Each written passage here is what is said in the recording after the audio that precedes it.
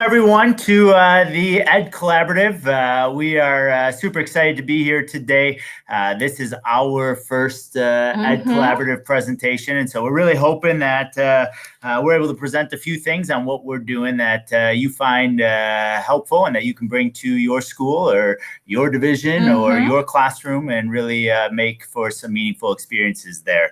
We're going to flip over to the presentation here just so you can walk through a couple logistics. On the bottom, you can see that we've been using the hashtag all morning, the Ed Collab gathering. If you have questions for us, feel free to share those out on Twitter. We are also, though, using a Padlet link.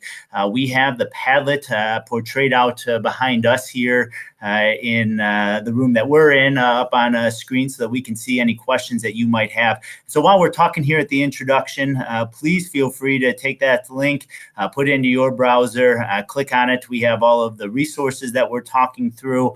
We have our presentation there in case we lose you at any point. And it's a place for you to ask any questions. We can see those questions come in live. And so quick introductions of myself and Lori. I am Josh Nobilio. I'm the principal here at Crystal Lake South High School.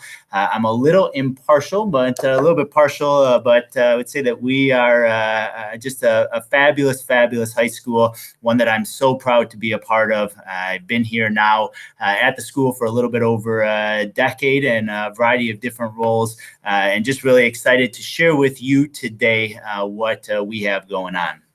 And my name is Lori Ratliff. I am the assistant principal here at Crystal Lake South High School, the same high school as Josh. High school. Same one, I know him. So. Just for logistic reasons, just so you know, we are located just outside of the Chicagoland area, about an hour north. Just so you have kind of an idea of where we're at. We're a high school of about 1,500 students. And so just a little information about who we are. You do have our Twitter handles there. If you have questions for us afterwards, you can reach out to either one of us. We're going to share our email addresses at the end. And again, we will be available to dig into any of the questions that you have and be able to provide you a little bit more of a greater level of detail. Yeah. You want to take us into the title here? You got it. All so right. Hopefully you're joining us today because something intrigued you about our presentation, but we thought we would use the title of our presentation to kind of walk you through what you're going to be experiencing and what you're going to be hearing today. So the first part of our title is We Are All Learners. And that's really important to us because we believe that everybody at a school has to be a learner. Obviously, our students are learners, but we want our teachers to be learners. And as administration, we want to be learners as well. And we want it to be a culture of learning. And so that's foundational to everything you're going to hear today. The second portion of our presentation is using an experiential model of professional learning. We are strategically using the term professional learning, not professional development, because professional development sometimes has a connotation of one and done, like you go, you learn, and that's it. But professional learning to us has the connotation that it's not done, that the journey of learning continues on. And so that's what we hope for our school. The experiential model you're going to hear a lot about. We believe in our staff experiencing professional learning. Not that it's done to them, but they're an active participant in constructing their own learning and applying it to their classroom. And then the last part of our title is modeling effective collaboration and inquiry. You'll hear us talk a lot about the importance of modeling, but collaboration and inquiry are the two recent skills we've been emphasizing in professional learning, and they are skills that we believe are absolutely crucial for students. So if you're just joining us, welcome. We're going to pop back up the Padlet link for you before we go into the rest of the slideshow, and please feel free to join us there to ask any questions you might have. It is right there. You can just open a new tab and enter anything you would need. But for now, though, we want to explain to you why we chose collaboration and inquiry. And to do that, we want to share with you a little bit of our definition of literacy. We know that the Ed Collaborative is a group dedicated to the importance of literacy. We love that. We think literacy is so important. I am a former English teacher, and so literacy is something that I've always been passionate about. But for our presentation, you need to broaden the typical definition of literacy. I know that most of us, when we think of literacy, we think of reading and writing. But if you go broader than that, you can define literacy as reading the world, not just reading the word. That's a definition on your screen right now that we think is so cool. The other definition is about literacy enabling an individual to engage fully in society. And we think that is an awesome definition as well. So collaboration and inquiry totally fit literacy when you expand that definition of literacy. As we're talking about literacy and expanding that definition, one of the things that we are always trying to do is talk about that idea of college and career readiness. We know that all of our students at some point in their lifetime are going to be reaching that point where they're going to be pursuing a career. We know at Crystal Lake South, many of our students are going to be attending college. And we really feel like collaboration and inquiry are two skill sets that students are going to need to have to be successful beyond our walls. On the right-hand side, you see a few pictures there of collaboration and inquiry happening in our building. You see Socratic seminars in place. You see collaborative groupings. You see students really digging into that content and that material. We know that as students are pursuing careers, we know that as students and the world is shrinking a bit due to the use of technology, that students can access some of those surface level answers at a click of a button on Google. They can talk to their phone and ask Siri a question and get those answers. But as we are today collaborating around the world and having conversations around the world, our students are going to need to do that in the future. And that's going to be a key to their success. And so we are asking for students to use those skill sets here in the building and really defining what we do at Crystal Lake South High School. We've added a quote here, and this is a quote that we have used through our professional learning, one that expands on that idea of literacy. And if you look to that final sentence there at the bottom of the first paragraph, at the Toyota Motor Company, they are continually asking their employees when they are finding areas of concern to really dig into and ask the question why over and over again, up to 5 times, to really find out what is the root cause of an issue.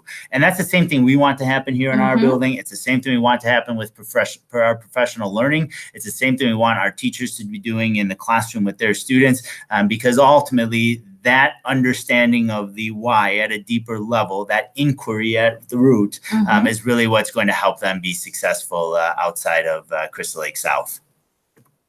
The last part of our why is really just that we think inquiry and collaboration are absolutely foundational to good teaching. And we consulted a lot of research to help us understand that. And so it's nice to see that a lot of the research out there validates this. We like this quote a lot. We are an Avid School, so we believe in what they stand for.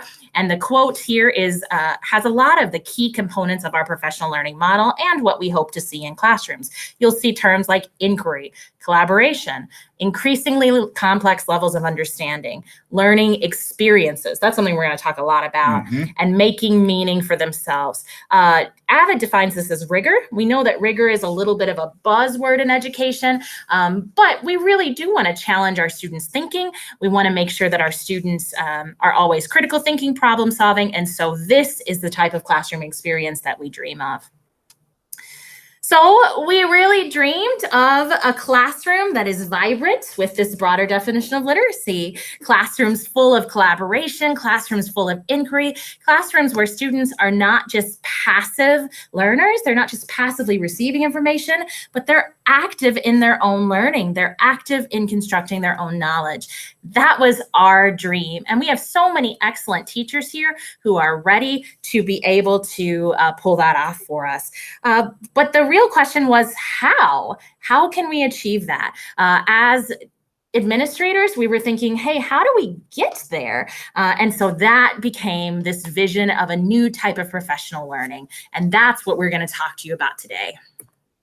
So Lori mentioned to you a journey that we've taken. This is the first slide of our journey. We tried to capture that all in one location. And so that's what you're looking at here. It's where we started, where we ended.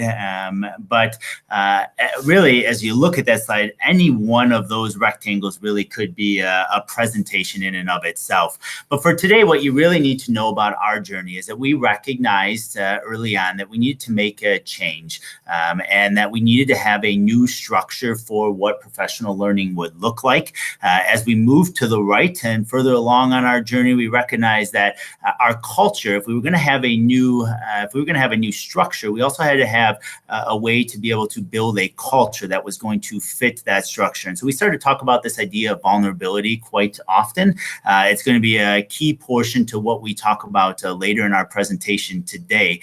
But that culture piece really then drove what we were going to do in the next column, which is roll out curriculum and make sure that our curriculum was focused, make sure that it was vertically aligned, and make sure that it was addressing the key points of collaboration and inquiry that we wanted to have focused. As we finished year one of our journey, what we realized is that we need to assess our progress. We needed to understand where staff were in the process, where we were in the process, where we were taking students in the process, and ultimately we needed to create a vision for where we were going.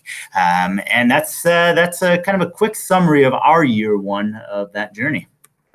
So this is the vision that we got to. And what's so exciting to me about this vision is that we didn't start with it, it was constructed. So we believe in being active participants in learning, and our staff were active participants in constructing this vision.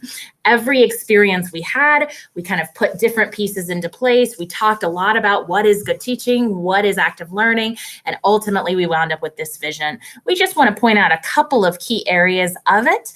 You'll see those key areas in blue. Collective teacher efficacy is the first one. We've read Hattie's research. We know how powerful this is. And collective teacher efficacy is that whole idea that when we work together, we do have an impact on student learning. All students can learn, and that's so important to us here.